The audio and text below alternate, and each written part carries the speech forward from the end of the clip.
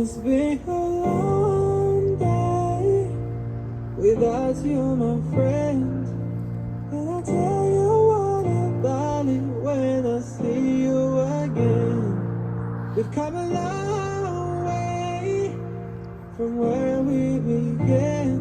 Oh, I'll tell you all about it when I see you again. When I see you again. Why'd you have to live so slowly? Why'd you have to go? Why'd you have to leave me when I needed you the most? 'Cause I don't really know how to tell you I'm feeling much worse. I know you're in a better place, but it's always going to hurt. Carry on. Give me all the strength I need to carry on. Ooh. It's been a long day without you, my friend.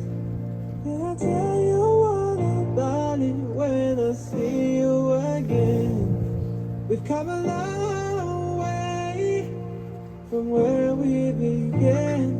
Oh, I'll tell you all about it when I see you again. When I see you again.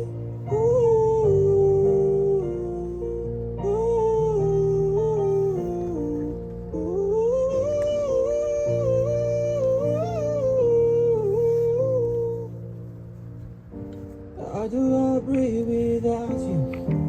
Feeling so cold. I've been waiting right here till the day you're going home. Carry on. Give me all the strength I need to carry on. Ooh. So let the lights guide your way. Yeah. Hold every memory as you go. And everyone to take will always lead your home. Oh, it's been a long day without you, my friend. And I tell you what about it when I see you again. We've come a long way from where we began. Oh, I'll tell you all about it when I see you again.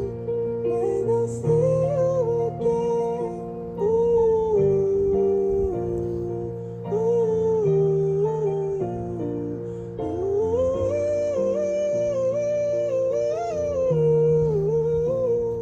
when I see you again. Ooh.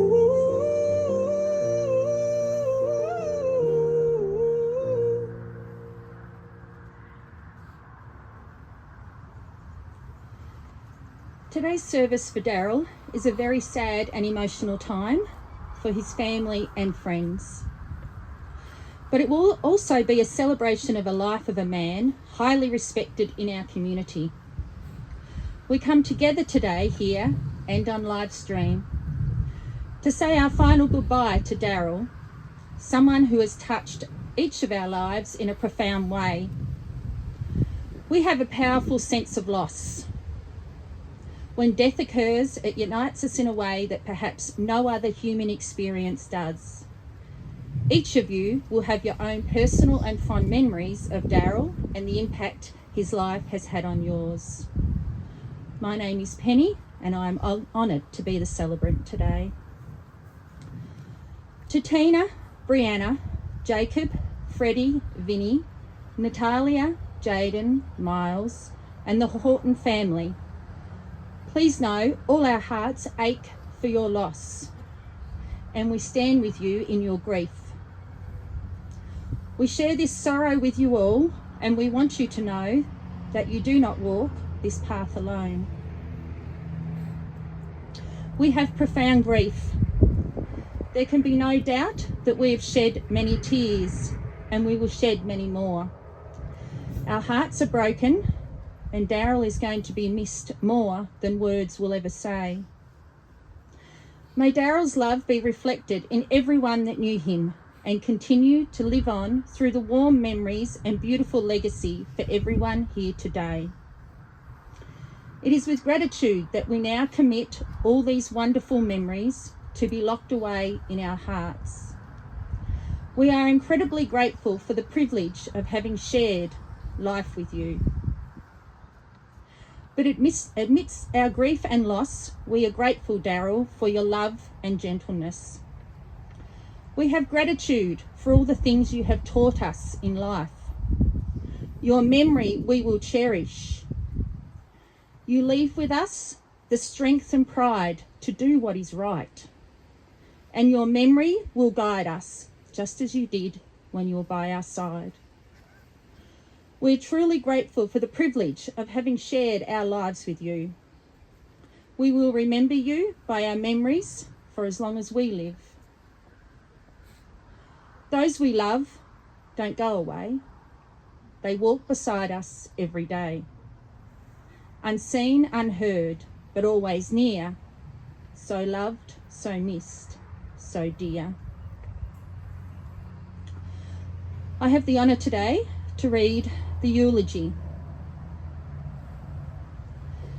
Today we gather to celebrate the life of Darrell Lloyd Horton, better known to many as Dags, Hort, or as some of you like to call him, Dazzling Darrell. Darrell entered the world on Christmas Eve in 1963 in true Darrell fashion, not quietly in a hospital room, but on the steps of the Smithton District Hospital. It was an entrance that seemed to set the tone for the rest of his life. Darrell always did things his own way. He was the second child born to Lloyd and Margaret Horton and grew up in Forest, Tasmania, alongside his siblings Cynthia, Murray and Bradley. He attended Forest District School before moving on to Smithton High School, but by the age of 16, he'd had enough of classrooms and headed into the workforce. Darrell began his career with Cowrie Timber, later known as Guns Timber, where he would spend the next 32 years. During that time, he worked in several roles, including edger, head rig operator, and eventually green mill foreman. He was a hard-working man who took great pride in his work and earned the respect of those around him. When he was made redundant on the 17th of February 2012, it marked the end of a significant chapter in his life. But perhaps the most important chapter began on a camping trip to Sandy Cape. Darrell wasn't particularly keen on going. In fact, Margaret insisted he came along because she didn't have the confidence that he wouldn't drive after recently losing his licence for 3 months. Darrell agreed on one condition. There was a scramble bike for sale in the Saturday Advocate. As luck would have it, he managed to buy the YZ 250, made the trip to Sandy Cape, and there he met Tina. The rest, as they say, is history. In 1991, at the ages of 26 and 18, Darrell and Tina were married at St Paul's Church of England in Stanley. Their reception was held at the Rocky Cape Tavern, with Darrell contributing plenty of fish, crayfish and oysters for the catering. Darrell's biggest contribution to the wedding was the first night of their honeymoon at Boat Harbour, which, let's just say, was memorable. Thanks to a communication mix-up, no key had been left for them. Unsure which unit was theirs, Darrell simply climbed through an open window while Tina watched on in horror. It wasn't exactly the romantic start she'd imagined. Together, Darrell and Tina built a wonderful life and shared many happy years of marriage. This November would have marked their 35th wedding anniversary.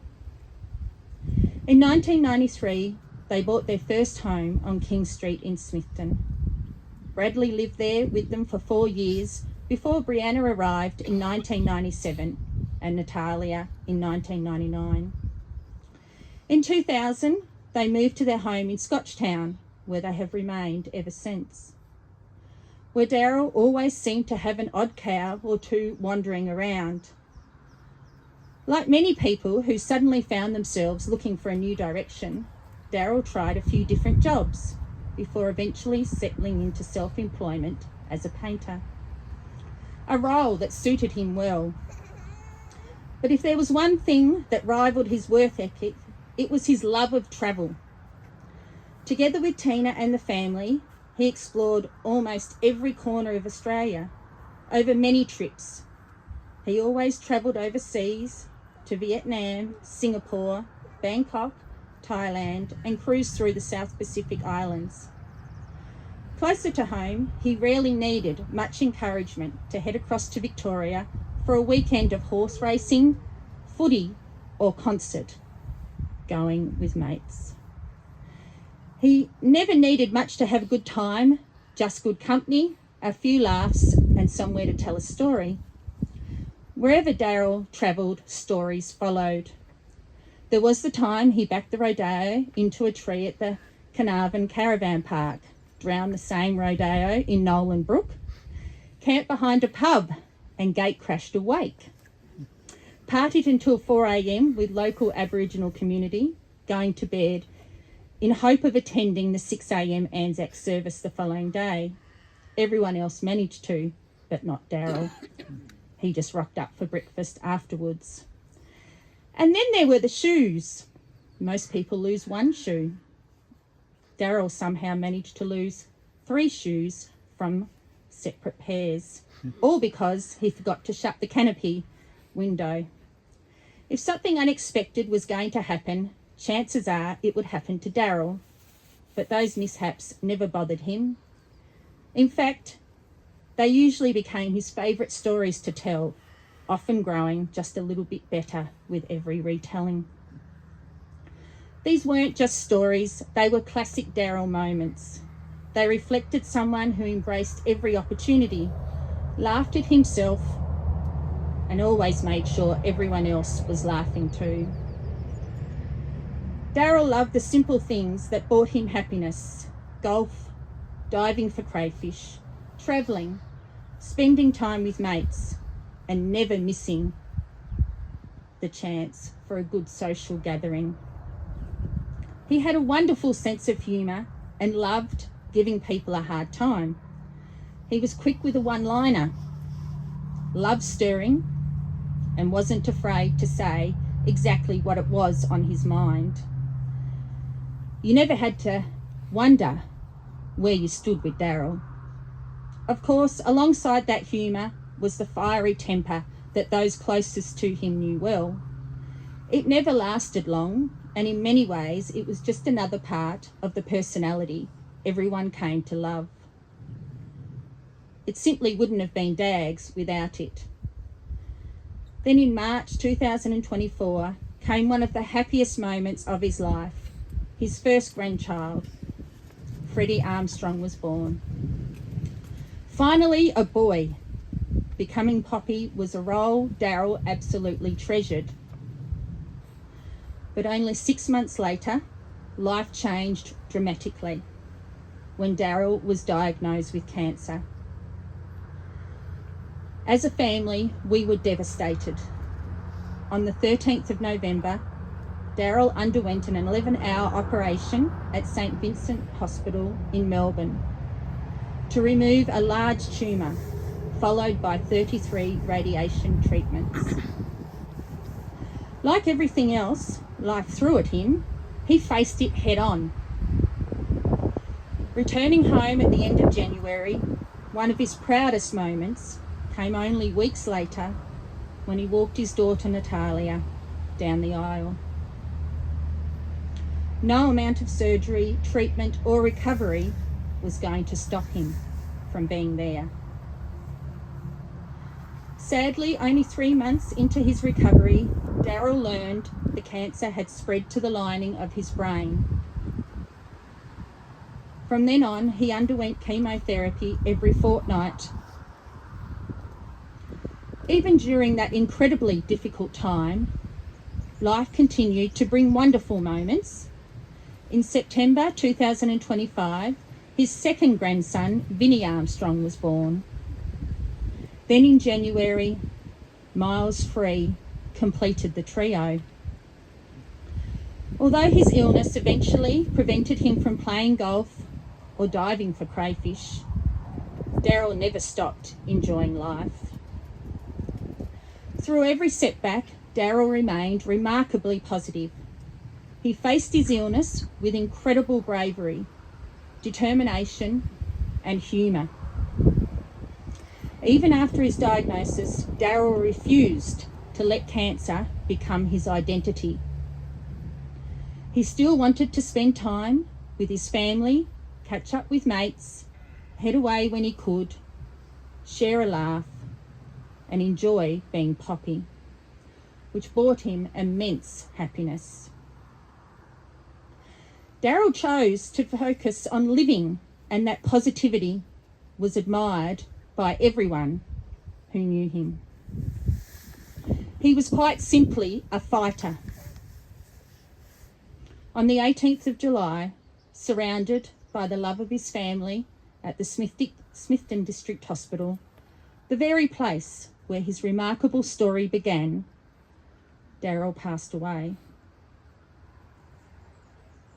Although our hearts are broken, today family and friends remember a man who worked hard, loved deeply, laughed often, and embraced life with both hands. A devoted husband to Tina, a loving father to Brianna and Natalia, a proud and adoring Poppy to Freddie, Vinnie and Miles, a much-loved son, brother, uncle, mate and friend. Darrell often reminded us that life was meant to be lived, and that's exactly what he did. Perhaps the greatest measure of a person's life is the stories they leave behind. By that measure, Darrell did exceptionally well. He had an uncanny ability to find himself in the middle of life's little mishaps and adventures, often through no fault of his own, or at least that's how he'd tell the story. Somehow the ordinary became extraordinary wherever Darrell went, and those moments became the tales that family and friends will continue to laugh about for years to come. And whenever one of those stories is shared, there's every chance someone will smile and simply say, "That was just Dags." Darrell will be deeply missed, fondly remembered, and forever loved. Darrell, your story was a good one. I'd like to now invite Dallas Burke, wherever you are, and Dallas is going to give us a sporting eulogy about Darrell.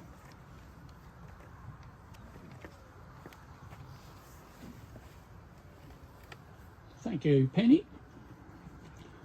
Dags has got a good roll-up. Real good one.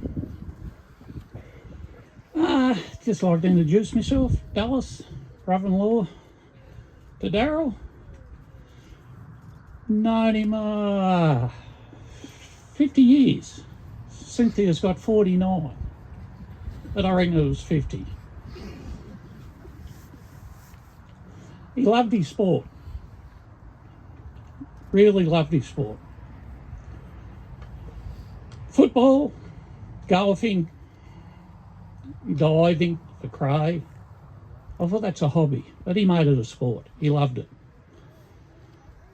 Softball, which I thought was a girls' game, but he played it. And indoor cricket, which I seen him in action years ago when indoor cricket was up up and going. And he played a bit of tennis as well at Forest when he was a young fella. Just the indoor cricket one. Oh, I hit that one on the head first. Because when I was out of Forest sniffing around, Darrell's around the 14, 15 years of age, and I tried to get him play a bit of cricket through the summer with Forest Stanley. And about his 4 words he said to me, too boring, and the ball's hard. So years down the track, he turns up playing indoor cricket. So I had a crack at him about that. You know what he said to me? He said, with indoor cricket, when you get out, you can keep that. Fair enough.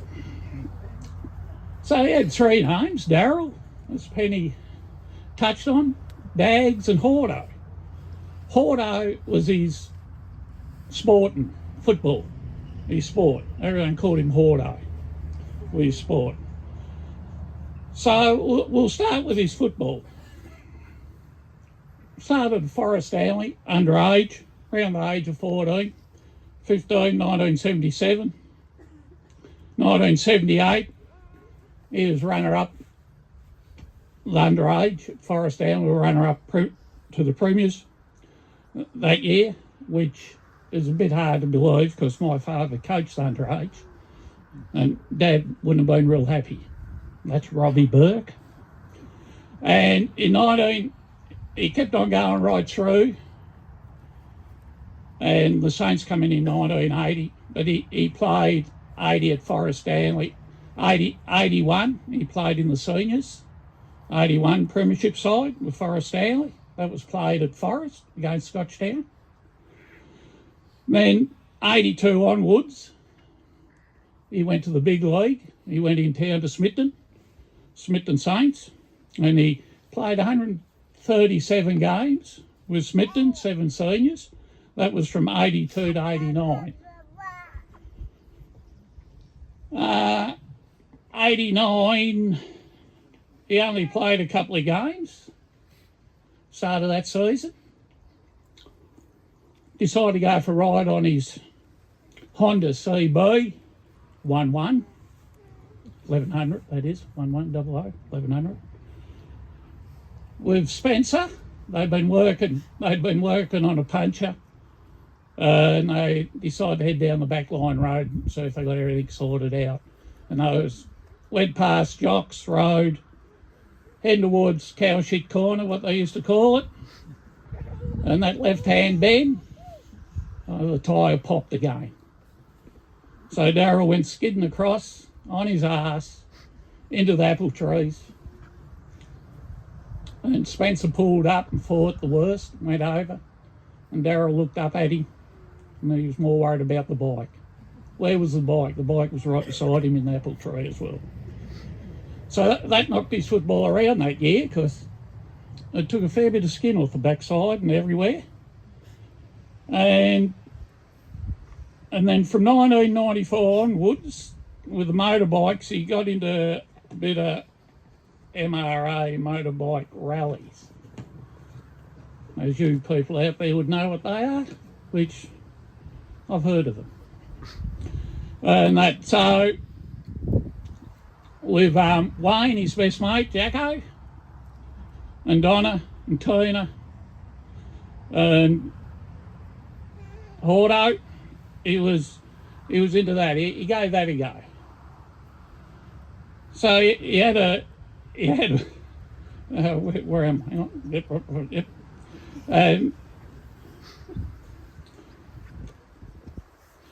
Tina recalls Darrell, mate.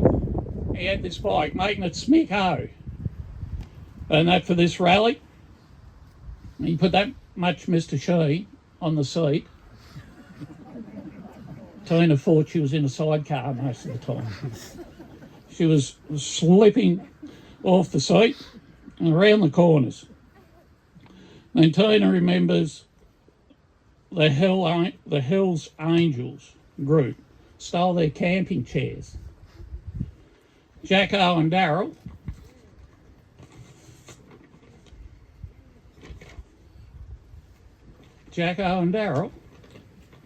I reckon that's when they got their tattoos, when they seen the Hills Angels. They were quite happy with the Hills Angels to keep their chairs. But there was a lady that was camped beside them, and she had none of it.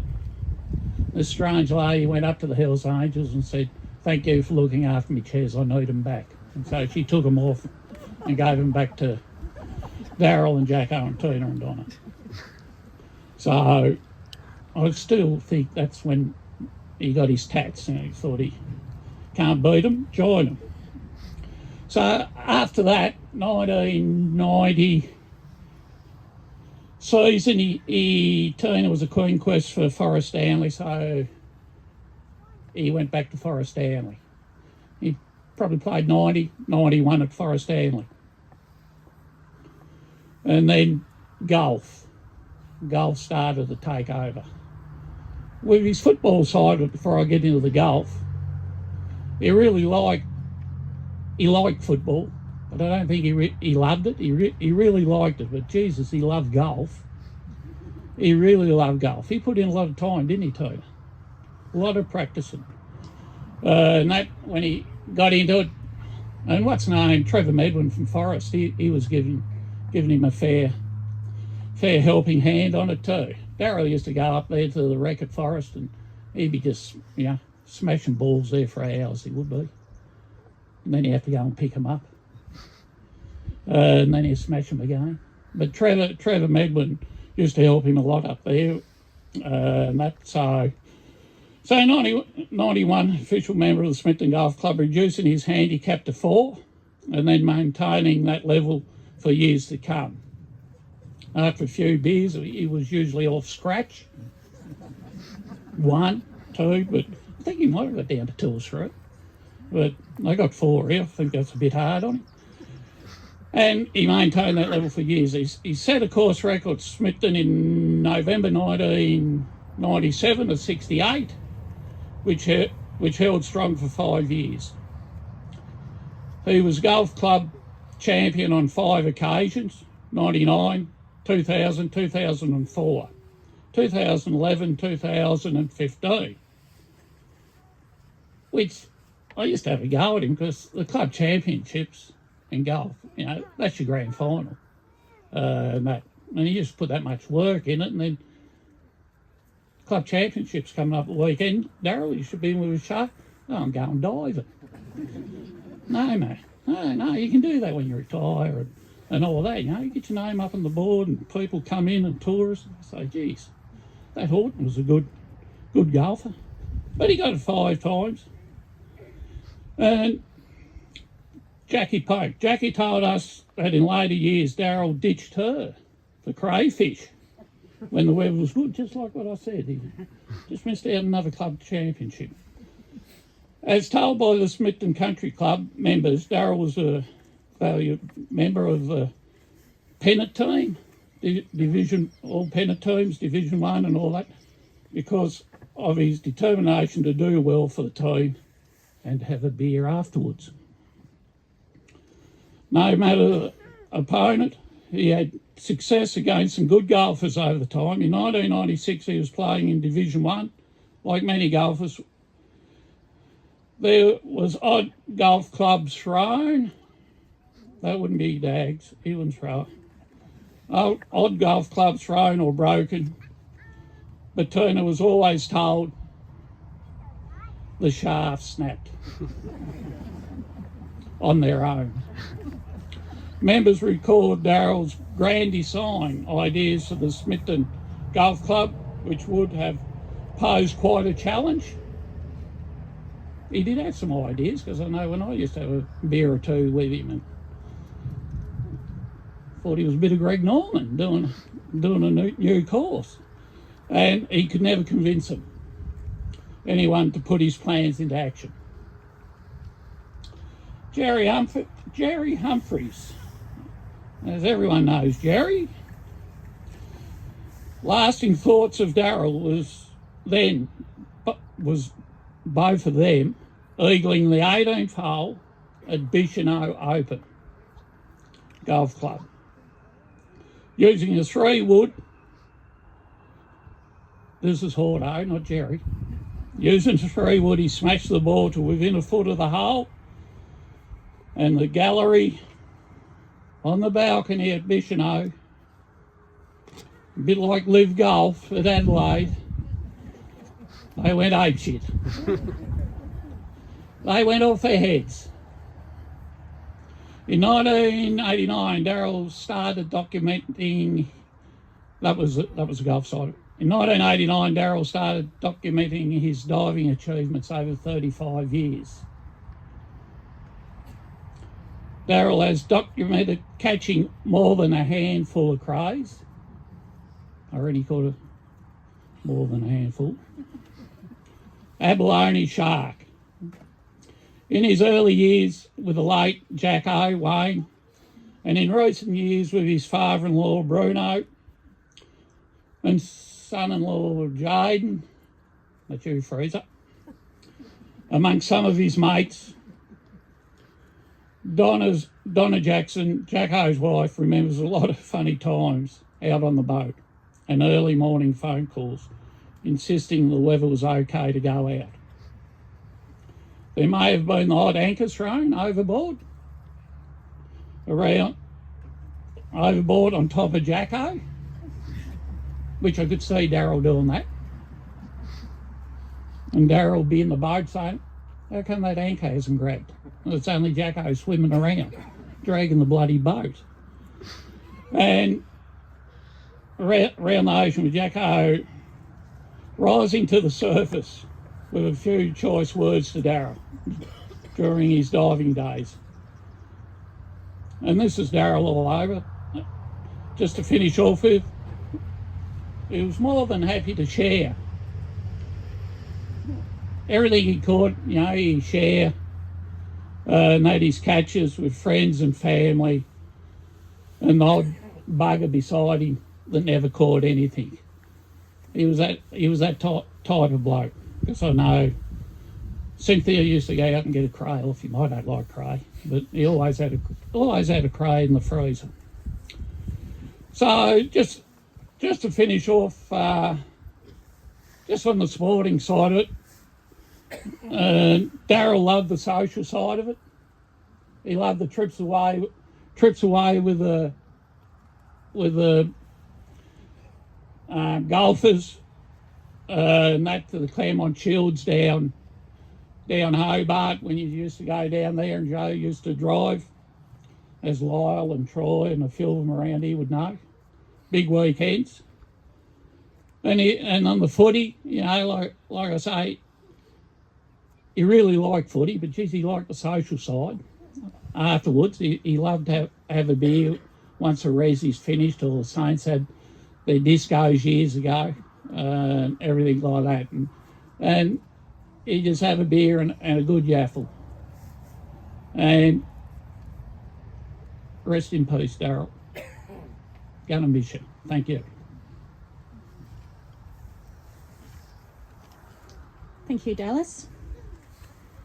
A great sporting achievement Darrell had, and a few laughs there too. I'd now like to invite Conrad Udges up, who's got a tribute he's going to read about Darrell. And Jared Smith.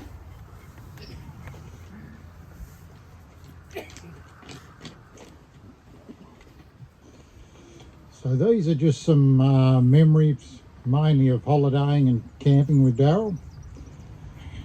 Dazzler, our holidays and camping trips will never be the same without you. Darrell hated sitting at home, as we all know. He loved getting away, whether it was a camping trip or an overseas holiday or just a trip to the mainland.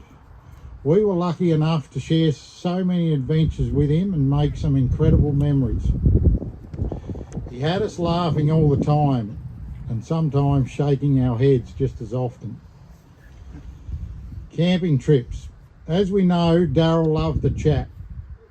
We'd usually just finish setting up camp, getting the van set up, and off he'd go, beer in hand, finding other campers and inviting them back for a beer around the campfire at night. He was always the first to get the fire going, and mind you, it was never a small one. The logs would be piled high, and sometimes ash falling everywhere, but he hated it getting low with no heat. Many a time we'd be sitting there eating tea, and Tina may still have been cooking theirs, and we'd hear, "Tina, everyone else is eating, where's our tea?" Or we'd be out exploring through the day, and soon as 12 o'clock rolled around, "Tina, what's for dinner?" Darrell definitely only had one speed, and it wasn't slow. Whether it be setting up camp, driving, talking, everything was done at full speed. Overseas holidays. We were once in Thailand and we were walking down the street. So there was quite a few girls handing out massage flyers here and there on corners. Well, Darrell would be the first. He'd take the flyer off them, then he'd walk up to the next young lady and hand it to her saying, "You want massage with me?" The look on their faces was priceless. When we visited Vietnam, Darrell found that quite hot. So he ended up buying, or Tina did, a bag of hand towels at a market because he was constantly, the humidity just wiping it, his face was just dripping with sweat. We often heard the words Tina and Darrell on this trip. They were the most common words we heard were, "Tina, where's my glasses? Tina, what's for dinner?" Then it was, "Darrell, pick up your backpack. Darrell, pick up your glasses. Have you got your jumper?" Darrell just had a habit of leaving things behind wherever he went. One thing everyone knew about Darrell was his great love of food. He wasn't afraid to try anything, and he was a great believer that there wasn't much that'd make you sick when it come to food. He had a bit of a saying, "You don't see foxes getting sick from eating rare food." Well, when we were in Thailand, this put our stomachs to the test. Darrell and I decided we'd tackle some seriously spicy food several times. We both thought we could handle it until we were racing back to the hotel. Let's say we only made it in time before we literally both shit ourselves. We laughed about that for years afterwards. Another time, I think we may have been in a hotel in Launceston. We were walking back through the hallway, and there was a room service tray sitting outside someone's door waiting to be collected. It was late, and Darrell decided he was hungry, and there was a few leftovers on the tray, so I think he took a bite. That's just who he was.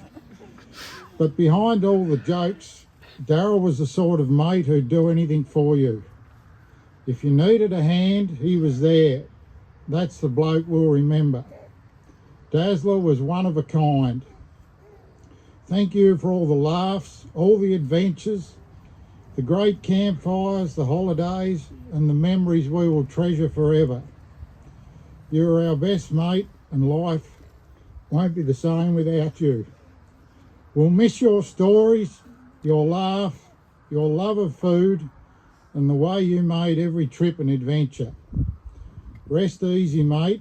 We'll have a beer around the campfire for you, and we'll make sure it's burning well.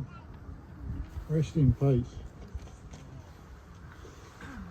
I remember Darrell when I was a young fella playing under 19s, and I heard this old bloke one day say, "Well done, dazzling Darrell." He was a fine looking critter.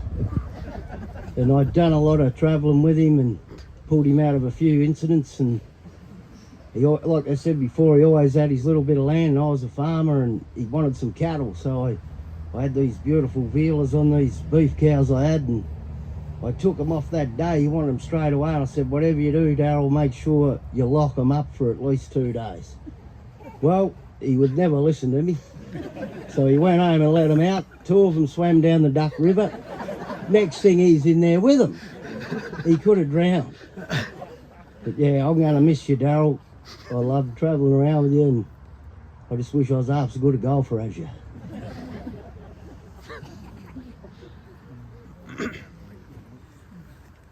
Thank you, Conrad, Jared, and thank you, Dallas.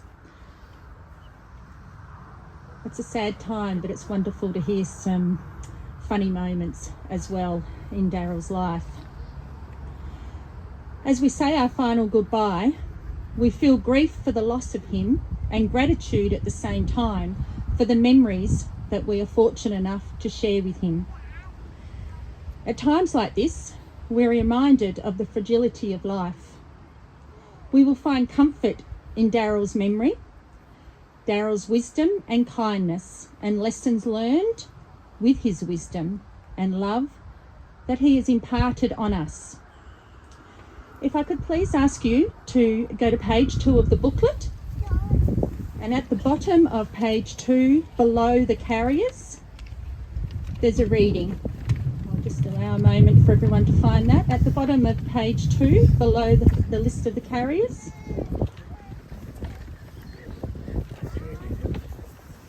I'm going to lead the reading, but I would like you all to read it as loud as possible for Darrell as we go. I'll just wait for this semi-trailer to go past.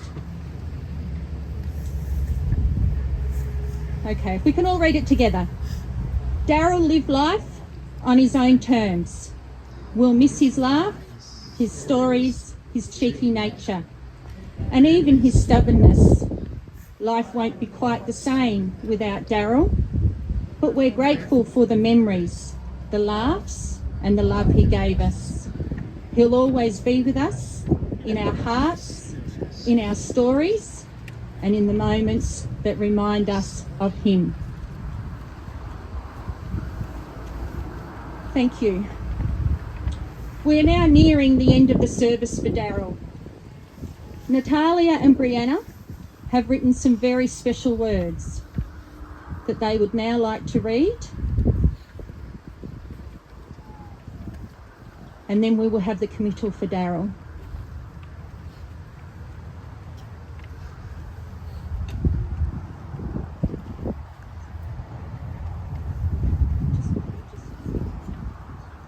I wrote a short poem for Dad, a memory fishing out with him. I'll always smile when I think of a day out on a boat not too far away. You'd cast your line with confidence and wish, certain you'd be the first to catch a fish. Hour after hour, not a single bite. Somehow your spirits stayed just right. It wasn't bad luck, as we later took a look, the whole time you were fishing with a broken hook. We laughed, and you did too, though being outsmarted by a fish was something new. Truth be told, rods were never your best fit. Sitting still and waiting wasn't really it. You'd rather dive beneath the ocean blue, chasing crayfish like only you could do. It's memories like these I hold tight above all, the laughter we shared and the stories we recall. That's the Dad I'll hold so near, full of laughter, adventure and good cheer. These are the stories we shared and the memories we made and the treasures that will never fade.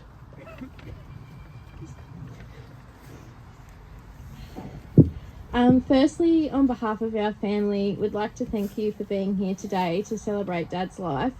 Seeing so many faces here is a testament to the impact he had on those around him. Our family is incredibly grateful for your love, support, and for taking the time to honour him with us.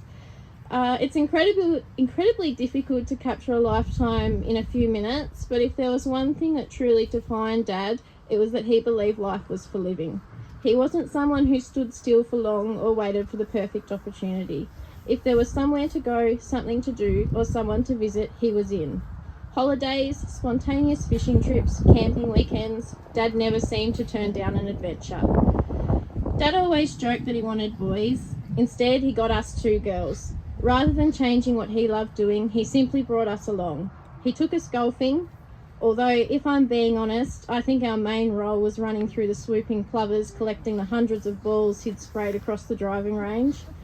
Afterwards, we'd sit beside him at the golf club bar, drinking squash possums, eating chips and chomping on chewing gum, all while promising not to tell Mum about the junk food. He proudly brought us our own set of golf clubs, taught us how to fish, had us scrambling over rocks gathering oysters, wandering through paddocks in gumboots, collecting wild mushrooms, riding motorbikes, camping and four-wheel driving. Those simple adventures were where Dad was at his happiest. We often got roped into moving cattle with him, and I'll thank Jared Smith for this one, I think. I'll never forget the day at home on a steep riverbank when an angry cow decided we'd make suitable targets. Most parents would have decided that was enough excitement for the day, but not Dad. He picked us up, dusted us off, and kept chasing that cow, driving straight into the river after it, leaving Natalia and I gobsmacked on the riverbank, wondering what to do next. But that was Dad. Looking back now, we realise what a gift that was. He gave us a childhood full of laughter, adventure, and stories we'll be telling for the rest of our lives.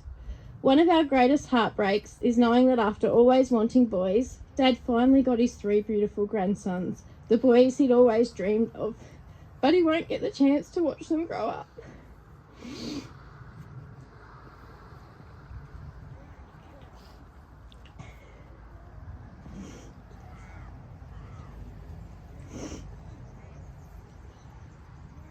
He was endlessly proud of his grandsons, and his face would light up every time he saw them. Dad loved to chat, and if you happen to let yourself get bailed up by him over the last few years, you'd almost certainly be proudly shown a photo or a video of one of his grandsons. We hope that Freddie, Vinny and Miles are not too little to understand just how special their poppy was. We can all already see so much of Dad living on through Freddie.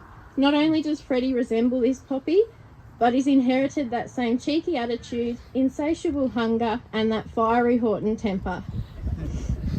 We often find ourselves saying, gosh, he's just like Darrell. Seeing the way Dad and Freddie were together, we can only imagine the mischief they would have gotten up to, and we know that Dad would have loved every minute of it. We're sure we'll see little pieces of Dad emerge in Vinny and Miles in the years to come. Dad wasn't complicated, he was no fuss, he lived entirely on his own terms, and he never pretended to be anything other than himself. We'd like to remember him not for his illness, but for his dagginess, his adventurous spirit, his generosity, his humour, and for teaching us that the best things in life are the experiences we share. If Dad was standing here today, I don't think he'd want us dwelling on the sadness for too long. He'd tell us to enjoy life while we can, don't overthink things, take the holiday, go on the camping trip, say yes to the day out, spend time with the people you love, and take the photo. Live life to the absolute fullest, because you never know what's around the corner. You taught us that life isn't measured by how long we have, but how fully we live it. You've taught us to laugh at ourselves, to not sweat the little things, and to make the most of every day. Dad, thank you. Thank you for every adventure, every lesson, every laugh, and every memory. Thank you for everything you put yourself through over the last couple of years to stay with us. We'll make sure your grandsons grow up knowing exactly the kind of man their poppy was, and we'll endeavour to keep your adventurous spirit and no-fuss approach to life alive through them. We love you more than words can ever say. Rest easy, Dad. A tough gig for the girls. I think we can give a round of applause to them for what they had to say about Darrell and also about life.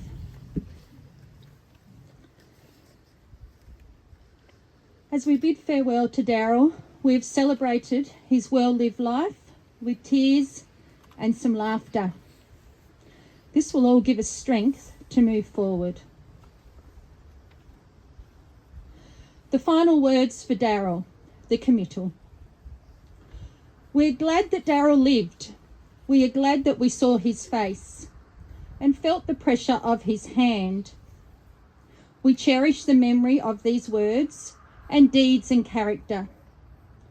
We cherish the memory of Darrell's devoted family life, his concern and care, his vitality and involvement, of his loyalty to his family and friends, his place in history.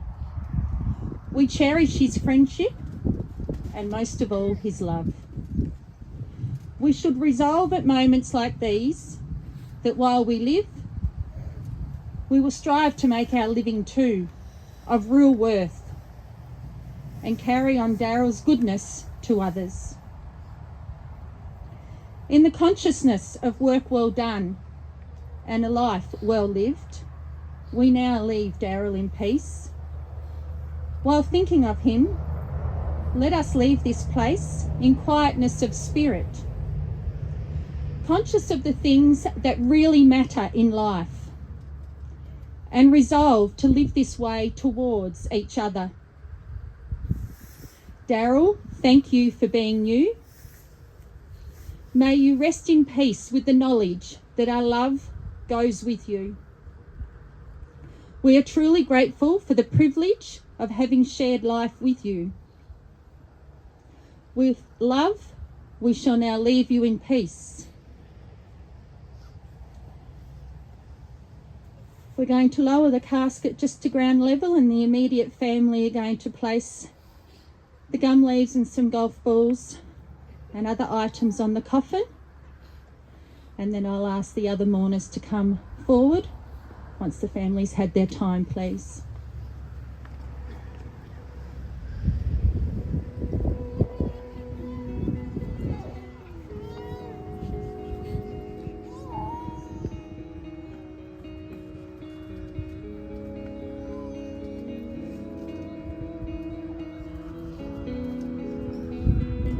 Let's dance in style, let's dance for a while.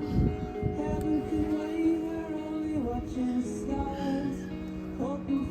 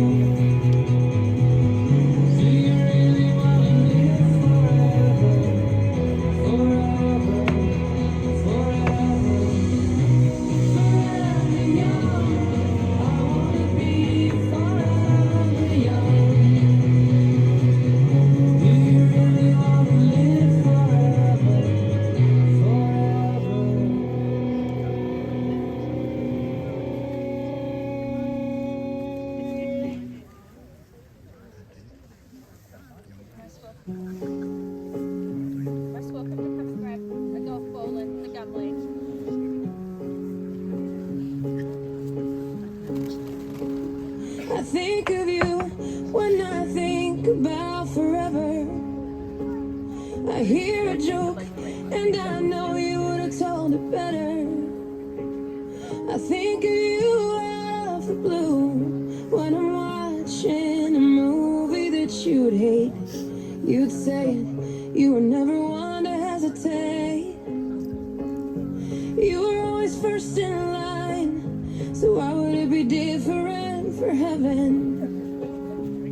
But I got a couple questions. Is there a bar up there where you've got a favorite chair, where you sit with friends and talk about the weather? Is there a place you go to watch the sunset? And oh, is there a song you just can't wait to share? Yeah, I know you'll tell me when I get there.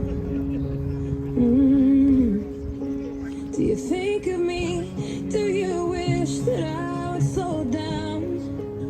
Are there some things that you've seen that feel like home now? Are you up there climbing trees, singing brand new melodies? I hope you are. I know you are. Is there a bar up there where you've got a favorite chair, where you sit with friends and talk about the weather? Is there a place you go to watch the sunset? And oh, is there a song you just can't wait to share? Yeah, I know you'll tell me when I get there. Yeah, yeah, you'll tell me when I get there. Will you save me a place with all those pearls of wisdom? Yeah, I'll make some mistakes, and you watch me as I live them till I'm through, till I'm with you. Is there a bar up there where you've got a favorite chair, where you sit with friends and talk about the weather? Is there a place you go to watch the sunset? And oh, is there a song you just can't wait to share? Yeah, I know you'll tell me when I get there. Yeah. I think of you when I think about forever. We'll just lower this casket now. Rest in peace, Darrell.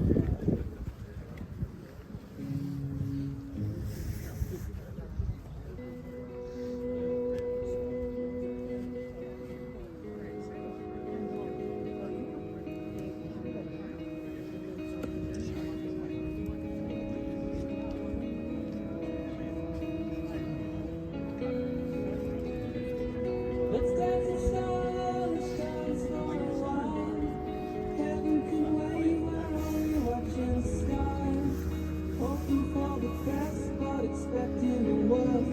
Are you gonna drop the bomb or not? Let us know, let us live forever. Don't have the power, but we never sing ever. Sitting in the sandpit, life is a short trip. Music's for the sad man. Can you imagine when this race is run? Tag on faces into the sun. Praising our leaders, getting in tune. Music's playing.